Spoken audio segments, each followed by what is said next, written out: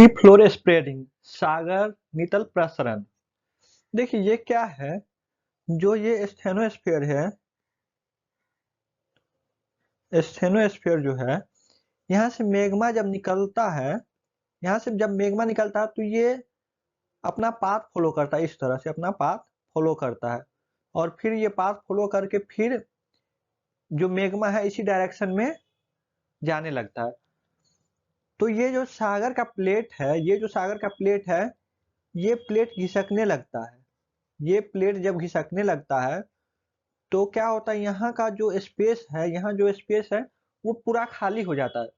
तो इस स्पेस में भी मैग्मा का फ्लो होने लगता है, इस स्पेस में मैग्मा का फ्लो होने लगता है दोनों साइड,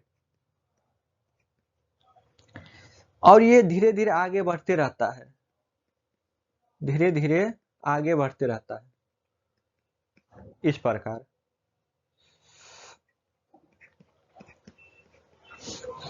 यही जो ये जो साइंटिस्ट है हेनरी एच हैस, ये जब इसको देखा तो इसका जो रॉक्स है यहाँ पे और यहाँ पे, इस दोनों को जब चेक किया, इस दोनों को जब चेक किया तो रॉक्स का जो एज था वो बिल्कुल सेम था, रॉक्स का एज सेम था, रॉक्स का जो कैरेक्टरिस्टिक था वो भी बिल्कुल सेम था, मिनरल्स जो प्रेजेंट था वो भी पूरा सेम था।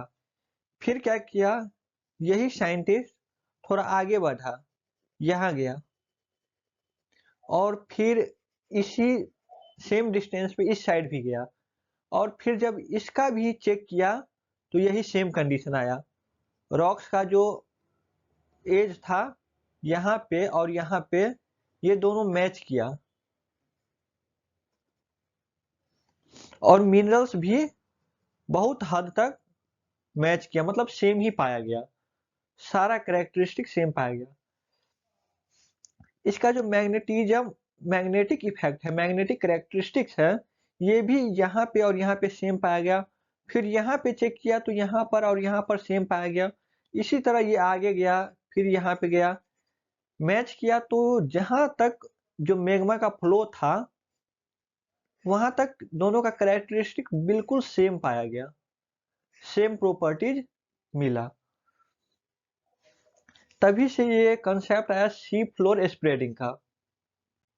देखिए जैसे ये लैंड है, लैंड में जो डाइवर्जेंट का बाउंड्री बना रहा था, इसी प्रकार समुद्र में, सागर में भी इसी प्रकार का बाउंड्री क्रिएट होते रहता है और ये स्प्रेडिंग जारी रहता है। यहाँ पे देखिए, पहले मेंटर और स्टेनोस्फीयर, स्टेनोस्फीयर से मैग्मा रिलीज होना स्टार्ट हुआ, गया, इसको लिफ्ट वैली बोलते हैं। फिर डाइवर्जेंट बाउंड्री बनाना स्टार्ट किया, ये प्लेट घिसकना स्टार्ट किया, ये जो बीच में खाली स्पेस बन रहा है इसमें मैग्मा फिल हो रहा है, ये जो स्पेस बन रहा है इसमें मैग्मा फिल हो रहा है, देखिए मैग्मा का फिल हो रहा है। और फिर मैग्मा का जब फिल होगा तो ऊपर से पानी आ जाएगा, इसमें पानी आ जाएगा, अंदर मैग्मा जम जाएगा और ऊपर पानी का फ्लो होते रहेगा।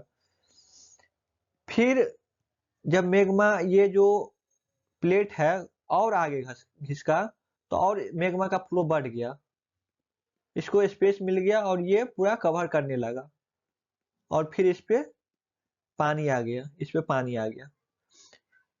इसी तरह होते होते क्या हुआ, उसको बहुत बड़ा पार्ट मिल गया, बहुत बड़ा पार्ट मिल गया और ये पूरा पानी से घिर गया। यही कंसेप्ट निकल के आता है सी फ्लोर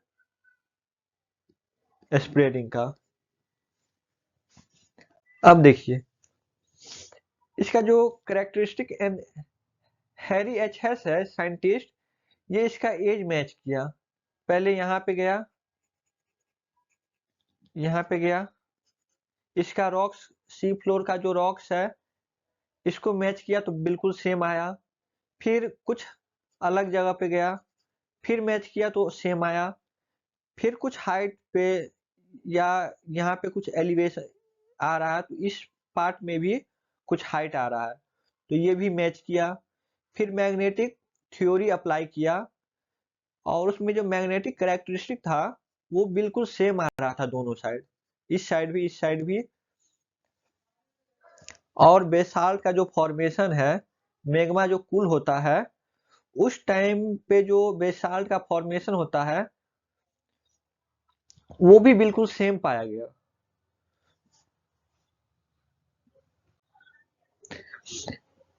ये बहुत अच्छा ड्राइंग था इसलिए मैंने डाल दिया, इसको आप देख लीजिएगा। देखिए यहाँ पे सेम रॉक्स का सेम इमेज है। ये जो रीजन अंदर जा रहा है इसको सबडक्टिंग ओशियन क्रस्ट बोलते हैं, क्योंकि जब ओशियन और कॉन्टिनेंट जब ओशियन जब अंदर जाता है तो ये अंदर चला जाता है, इसलिए इसको सबडक्टिंग ओशियन क्रस्ट बोलते हैं अंदर जाने के कारण। और ये कन्वेंशनल करंट फ्लो हो रहा है मैग्मा, ये है। देखिए चट्टानों को उम्र, चट्टान का जो उम्र था, रासायनिक संरचना उसका बिल्कुल सेम पाया गया, उसका फिजिकल केमिकल ऑल जो जितना भी प्रॉपर्टीज था वो सारा सेम था। चुंबकीय गुण की अवधि के संदर्भ में भी समानताएं दिखाई दी गई। और ये जो सबसे अच्छा एग्जाम्पल है मिड अटलांटिक रीज है, जो अटलांटिक महासागर है वहां पे ये बहुत बड़े आकार में पाया जाता है।